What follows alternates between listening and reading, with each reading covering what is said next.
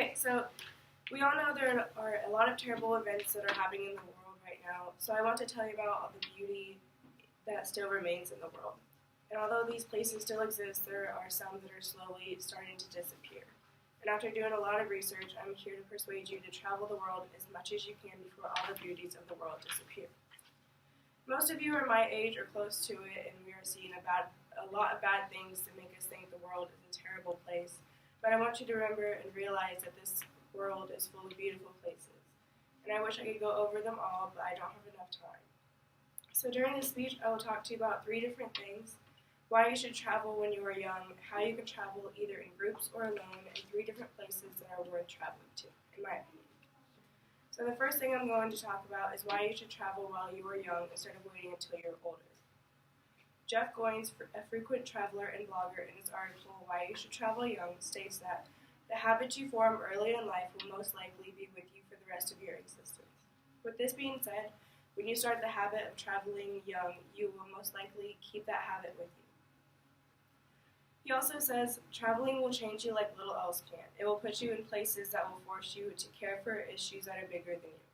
You will begin to understand that the world is both very large and very small.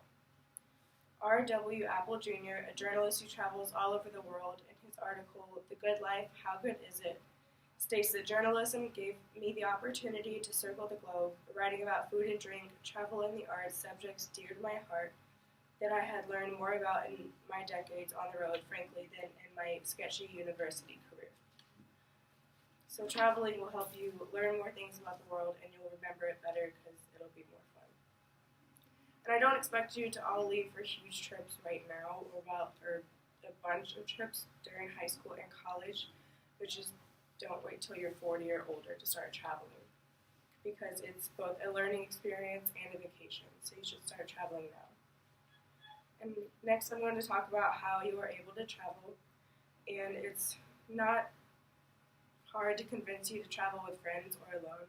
So I'm basically going to talk about just traveling in a group tour, since some of you may not be completely comfortable with that. Janelle Nanos, a travel editor, wrote an article called To Tour or Not to Tour, about letting herself finally go on a group tour to Slovenia.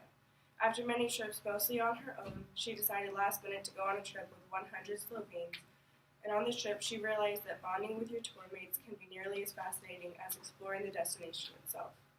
So do not be afraid to go out of your comfort zone and travel with people who you do not know, even if you are the only American surrounded by 100 Slovenians. Now I will tell you about 3 different places in America that will definitely create memories for you.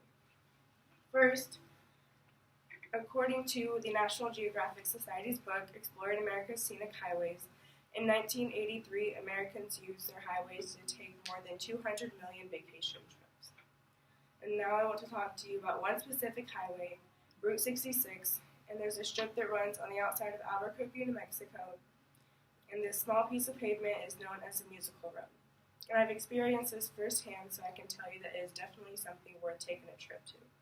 And what's so special about this road is that it has rumble strips on the inside of the white line, that when you go 45 in your car with your radio turned off, it'll play America the Beautiful in your car. And I have a video. Oh, she's going here. I don't know if you can hear it.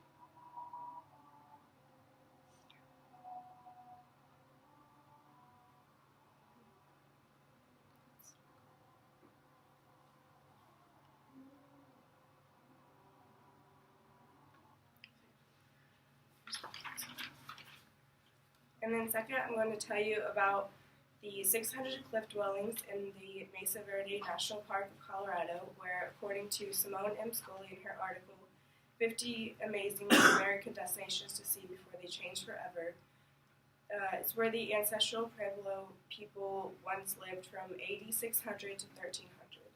And it's about to change, and it could even disappear because of the climate change and all the forest fires. So the last 2 things I talked about, the road and the cliff dwellings, are both on the verge of disappearing because of nature and everything that happens in that. And then the last, I'll talk to you about the giant redwood trees that grow in California's Humboldt Redwood State Park, The Super Trees, an article in a National Geographic magazine written by Joel K. Bourne, tells about an adventure of Mike Fay, a wildlife conservative society biologist and National Geographic Society explorer, and his hiking partner, Lindsay Holm, a self-taught naturalist born and raised in the Redwood County of Northern California. The two went on an 11-month trek through the largest continuous block of old-growth redwood forest left on the planet.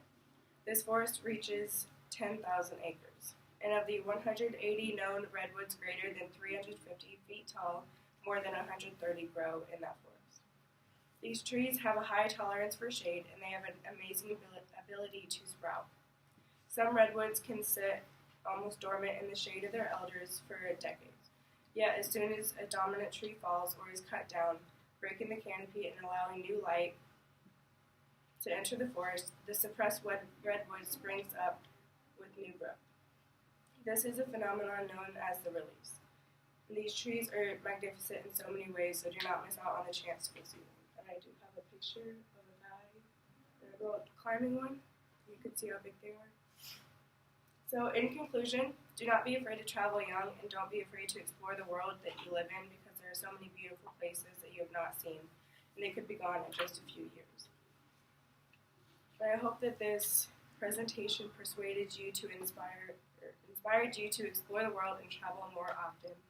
And remember, as St. Augustine once said, the world is a book, and those who do not travel only read one page.